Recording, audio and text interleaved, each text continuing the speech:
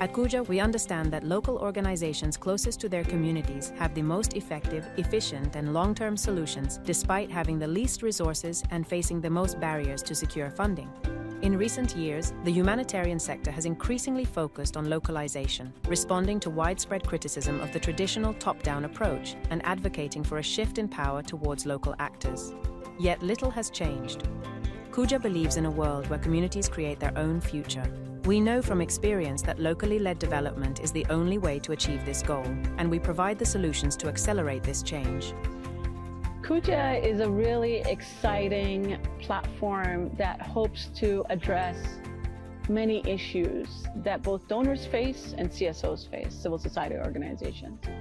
We're trying to bridge the divide that currently exists, where CSOs don't get an opportunity to engage directly with donors because there are so many layers of intermediaries that are in between.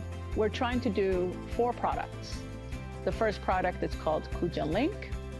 And Kuja Link is it's like a LinkedIn for civil society organizations where they can upload their profile and they could be visible. So if you're sitting in LA, or if you're in London, or if you're in Cape Town, and you want to find a partner to work with in Uganda that works in the health space, for instance, you can do a search and say, I'm looking for a civil society organization working on health, or even specifically on maternal child health, and get a list of all the organizations working in Uganda, and then make a decision and say, oh, these 5 are really interesting, I want to connect with them.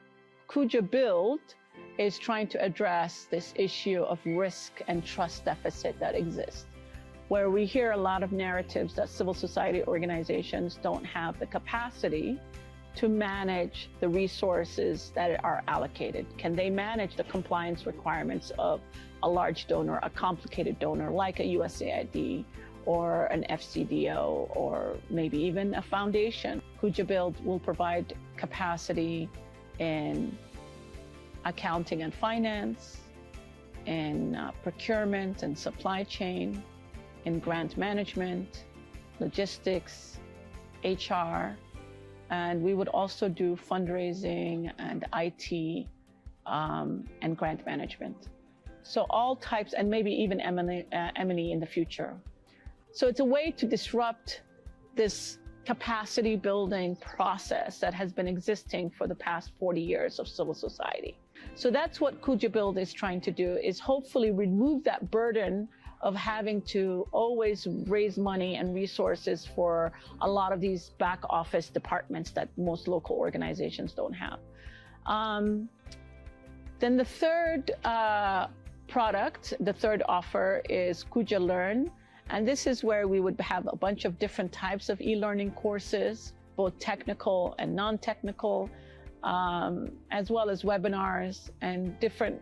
We're also experimenting and looking at other educational, academic types of courses where people can get maybe certifications and all of that.